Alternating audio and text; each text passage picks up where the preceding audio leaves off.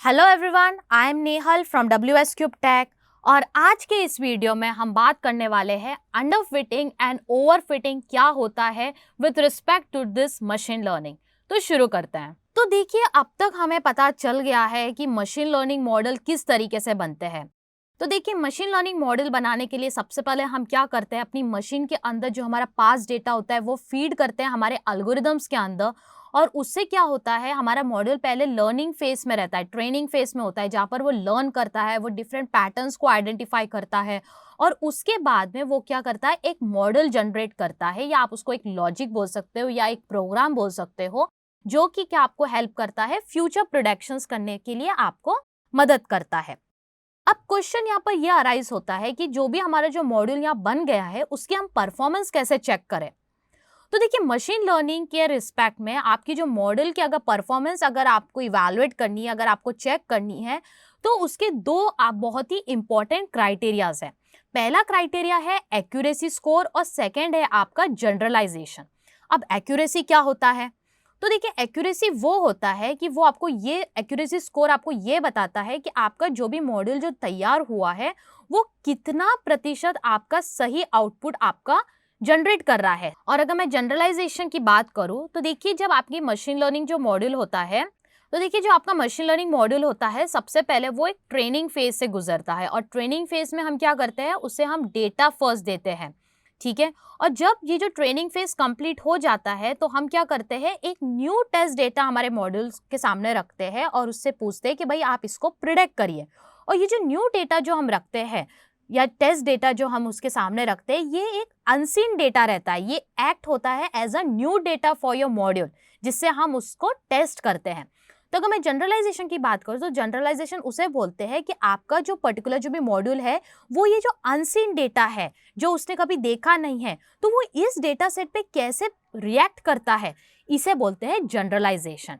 अब आपको क्लियर हो गया एक्यूरेसी और जनरलाइजेशन क्या होता है। और ये एक्यूरेसी और जनरलाइजेशन आपके दो मेजर्स है जिसके ऊपर आप अपने पर्टिकुलर जो मॉडल आपका तैयार हुआ है उसका आप परफॉर्मेंस आप इवैल्यूएट कर सकते हो, आप कैलकुलेट कर सकते हो।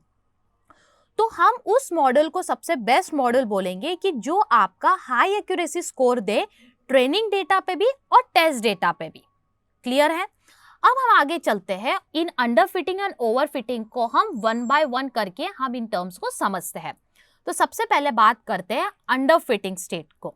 तो जैसे कि आप यहाँ पर ये ग्राफ देख रहे हैं, तो देखिए ये जो ग्राफ है ये वो वाला ग्राफ जनरेट हुआ है कि जब आप अपने मॉडल को ट्रेन कर देते हैं और ट्रेन करने के बाद में जो आउटपुट जनरेट होता है, जो मॉडल तैयार होता है, जो लॉजिक बिल्डअप होता है, उसका डेटा पॉइंट्स आपने यहाँ पर इस तरीके से इसको प्लॉट किया है, राइट। मतलब ये आप सिर्फ समझ लीजिए, ये जो ग्राफ है आपका, ये आउटपुट है आपका ट्रेनिंग फेज का, ठीक है। तो यहाँ पर आप ये इस तरीके की ग्रीन लाइन देख रहे हैं। तो देखिए, आप इसको लाइन भी बोल सकते हैं, या आप इसको मॉडल भी बोल सकते हैं, या आप इसको फंक्शन भी बोल सकते हैं, बट इस टर्म को सिंपल रखने के लिए हम चलिए इसको लाइन ही बोलते हैं। तो जैसे कि आप यहाँ लाइन देख रहे हैं, तो आप यहाँ देख रहे होंगे कि काफ़ी बहुत ही मिनिमम जो डेटा पॉइंट्स है वो इस लाइन के ऊपर फिट बैठ रहे हैं। बाकी जो भी जो डेटा पॉइंट्स है वो इस लाइन से बहुत मीलों दूर है यहाँ पे। तो ये आपका जो सिनेरियो है ये है आपका अंडर फिटिंग स्टेट। तो देखिए, जब हम हमारा जो डेटा सेट है, तो डेटा सेट को हम क्या करते हैं, ट्रेनिंग और टेस्ट डेटा के अंदर हम स्प्लिट करते हैं। तो अंडर फिटिंग तब अकर होता है जब आपका मॉड्यूल लो एक्यूरेसी स्कोर आपको देता है ट्रेनिंग में भी और टेस्ट डेटा में भी। अब लाजमी है कि जब अगर वो ट्रेनिंग में ही आपको लो एक्यूरेसी स्कोर दे रहा है तो आपको वो टेस्टिंग फेज में भी लो एक्यूरेसी देगा, ठीक है। तो आप इसको अंडर फिटिंग को इस तरीके से समझ सकते हैं कि आप एक अंडर साइज जीन्स के अंदर खुद को आप स्ट्रगल कर रहे हैं फिट करने के लिए। ये इसका एक मैं रियल लाइफ आपको एग्जांपल दे सकती हूँ। अब ये लो एक्यूरेसी क्यों जनरेट हुई भाई, इसका क्या रीजन है, क्या ऐसी गलती हो गई कि ये अंडर फिटिंग स्टेज का हमें सामना करना पड़ रहा है। तो यहाँ पर या तो ये हो सकता है, पहला रीजन ये हो सकता है कि आपके पास इनफ डेटा नहीं था आपका एक एक्यूरेट मॉडल बनाने के लिए। मतलब कि यहाँ पर आपने क्या किया, एक बहुत ही सिंपल आपने मॉडल बना लिया। दूसरा रीजन ये हो सकता है कि आप क्या कर रहे हैं, एक लीनियर मॉडल बनाना चाह रहे हैं जिसमें आपके पास जो डेटा सेट है उसमें जो डेटा सेट में जो आपके डेटा पॉइंट्स है वो आपका नॉन लीनियर डेटा है। तो इन कारणों से आपका ये अंडर फिटिंग स्टेज अकर हो सकता है। तो बेसिकली मतलब यहाँ पर क्या हो रहा है कि आपका जो डेटा है वो सही तरीके से फिट नहीं बैठ रहा है आपके मॉडल के ऊपर या एल्गोरिदम के ऊपर, और उसे हम बोलते हैं अंडर फिटिंग स्टेट। अब आगे चलते हैं और बात करते हैं हम ओवर फिटिंग सिनेरियो के बारे में। अब वापस से ये जो आपने जो यहाँ पर आप ग्राफ देख रहे हैं, ये ग्राफ किससे बना है? तो जो आपका जो ट्रेनिंग फेज का जो आउटपुट है, जो जनरेट हुआ है मॉडल, वो आपका ये ग्राफ हमने यहाँ पर बनाया है। ठीक है, अब यहाँ पर आप ये रेड कलर लाइन आप ऑब्जर्व कर सकते हैं। वापस से ये लाइन को आप या तो फंक्शन बोल सकते हैं या हम सिंप्लिसिटी के लिए इसको लाइन ही बोलते हैं।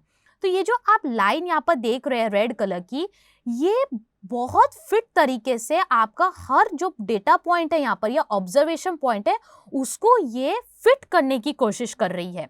तो इसे हम बोलते हैं ओवर फिटिंग अकर हो गया है। तो इस सिनेरियो में क्या होगा कि जब आपका मॉडल ट्रेनिंग फेज से है तो आपको यहाँ पर बहुत अच्छा एक्यूरेसी स्कोर मिलेगा, आपको बहुत हाई एक्यूरेसी स्कोर मिलेगा। मगर जब टेस्टिंग फेज आएगा तो वहां पर आपका क्या होगा, ये जो एक्यूरेसी स्कोर है ये ड्रास्टिकली आपका ना गिरने लगेगा, क्योंकि हो सकता है जो फ्यूचर जो डेटा पॉइंट्स है वो आपके किधर आएंगे तो उसमें ये आपकी जो रेड कलर लाइन है वो सही तरीके से प्रेडिक्ट नहीं कर पाएगी, राइट। तो ये ओवरफिटिंग सिनेरियो क्या होता है कि ट्रेनिंग के दौरान तो ये आपको हाई एक्यूरेसी स्कोर देता है, बट हमारे फ्यूचर प्रेडिक्शंस के लिए ये आपको बहुत ही डाउन आपका एक्यूरेसी स्कोर आपका ले जाएगा। इसका यही एग्जांपल है रियल लाइफ की, जैसे कि आप क्या कर रहे हो, एक ओवरसाइज जीन्स आप पहन रहे हो, राइट। अब ये ओवरफिटिंग कैसे अकर होता है?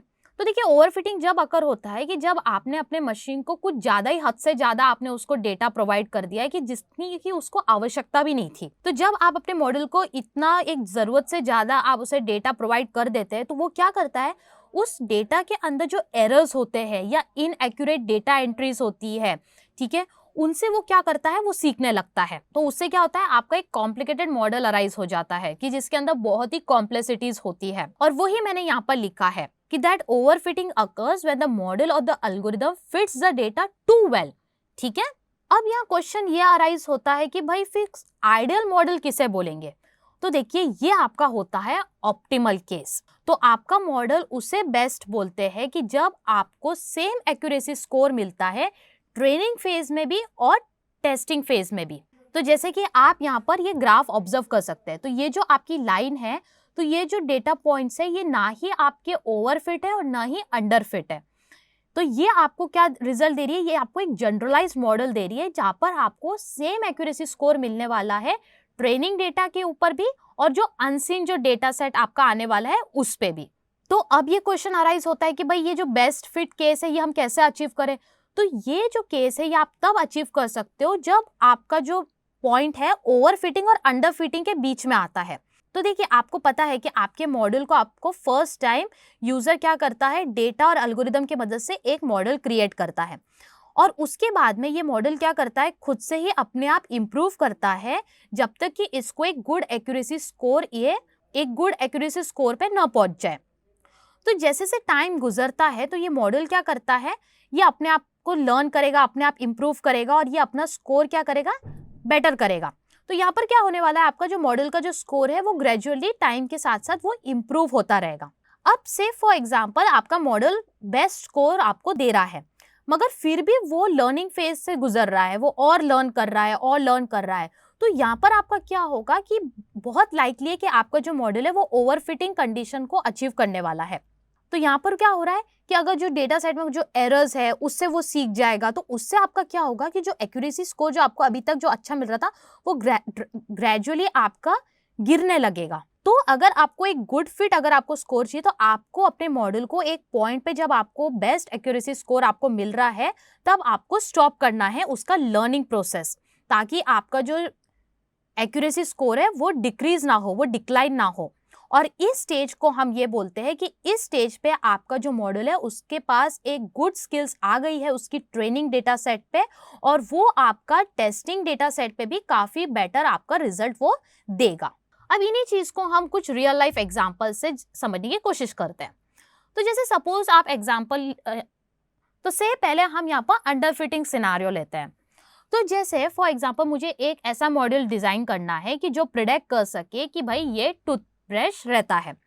अब यहाँ पर मैंने क्या किया, इसको प्रिडिक्ट करने के लिए मैंने अपने मॉडल को ट्रेन किया है फीचर से, और वो फीचर मैंने दिया है कि अगर ब्रश के जो ब्रिसल्स की साइज है वो 0.1 mm है, तो आपको बताना है कि ये जो चीज है, ये जो ऑब्जेक्ट है, ये आपका टूथब्रश है।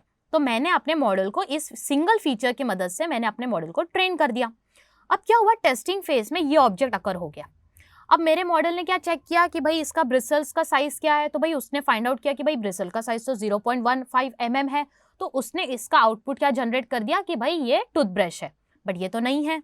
तो ये जो स्टेज आपकी जो अराइज हुई है, ये आपकी क्या है, अंडर फिटिंग सिनेरियो आपका यहाँ पर अराइज हुआ है। और ये क्यों हुआ, क्योंकि आपने बहुत ही कम आपने इसको फीचर्स दिए हैं ट्रेनिंग फेज के अंदर, और जिस वजह से आपके मॉडल ने गलत रिजल्ट आपको प्रिडिक्ट करके दे दिया। तो यहाँ पर कोई भी ऑब्जेक्ट जो होगा, अगर उसका ब्रिसल साइज अगर उसको 0.15 mm अगर मिल जाएगा, तो वो उसको सीधा सीधा बोल देगा कि भाई ये तो ना टूथब्रश है, चाहे वो ऑब्जेक्ट कोई दूसरा हो। ठीक है, तो ये है आपका अंडर फिटिंग सिनेरियो। अब बात करते हैं ओवर फिटिंग सिनेरियो के बारे में। तो सेम मुझे वही मॉडल डिजाइन करना है कि भाई वो ये टूथब्रश को प्रिडिक्ट कर सके। अब यहाँ पर मैंने क्या किया, मोर देन सफिशिएंट उसको फीचर्स दे दिए। और कौन कौन से फीचर्स दे दिए, मैंने बोला कि भाई अगर ब्रिसल साइज अगर 0.15 mm है तो बोलना है ये ब्रश है। अगर उसका ना जो ब्रिसल्स के जो टाइप है, अगर वो सॉफ्ट है, अगर वो माउथ के अंदर यूज कर सकते हैं, और अगर उसका जो हैंडल है, उसकी जो लेंथ है, अगर वो 16 सेंटीमीटर है, तो आपको बताना है कि ये जो पर्टिकुलर जो ऑब्जेक्ट है, ये आपका क्या है, टूथब्रश है। तो इससे, तो इन फीचर से मैंने क्या करा, मेरे मॉडल को ट्रेन कर दिया। अब ऑब्जेक्ट अकर हो गया ये वाला, तो मेरा मॉडल चेक करेगा कि भाई ब्रिसल साइज क्या है। तो उसने बोला भाई ब्रिसल साइज तो सही है, 0.5 mm है। उसने देखा ब्रिसल्स का टाइप क्या है, उसने बोला सॉफ्ट है। उसने बोला ठीक है, ये माउथ में भी यूज कर सकता है। बट जब हैंडल की बारी आई, तो हैंडल उसने देखा कि भाई इसका तो हैंडल 21 सेंटीमीटर है। तो उसने क्या इसको जनरेट किया कि भाई ये तो टूथब्रश नहीं है। अब ये आपका क्या है, ओवर फिटिंग सिनेरियो अराइज हुआ है। और ये क्यों अराइज हुआ है, क्योंकि आपने कुछ हद से ज्यादा ही इसको फीचर्स दे दिए आपके मशीन को ट्रेन करने में, जिससे आपका मशीन का क्या हुआ, कॉम्प्लेक्सिटी अराइज हो गया है, आपका मॉडल कंफ्यूज हो गया है। और जबकि वो जो ऑब्जेक्ट उसको जो ट्रेनिंग फेज में मिला है वो एक टूथब्रश है, मगर उसने क्या बोला कंफ्यूजन की वजह से कि भाई ये तो टूथब्रश नहीं है। तो यहाँ पर जरूरत इस बात की है कि आपको सिर्फ उतना ही इंफॉर्मेशन देना है कि जितनी की आवश्यकता है। अगर आप अपने मॉडल को वेरी डोमेन स्पेसिफिक अगर आप बना दोगे, तो उससे क्या होगा, कॉम्प्लेक्सिटी अराइज होने की वजह से वो आपका रॉन्ग प्रेडिक्शंस करेगा। तो ये आपका जो ओवर फिटिंग और जो अंडर फिटिंग है, ये दोनों ही आपके पुअर प्रेडिक्शंस आपको रिजल्ट करता है on the training data set या न्यू डेटा सेट। तो मैं आशा करती हूँ कि आपको ये ओवर फिटिंग और अंडर फिटिंग कॉन्सेप्ट समझ में आ गया होगा। तो यदि आपको हमारा ये वीडियो पसंद आया हो तो इसको लाइक करिए, अपने फ्रेंड्स के साथ शेयर करिए, और साथ ही हमारे चैनल को सब्सक्राइब करना ना भूलिए। अगले वीडियो में मिलते हैं।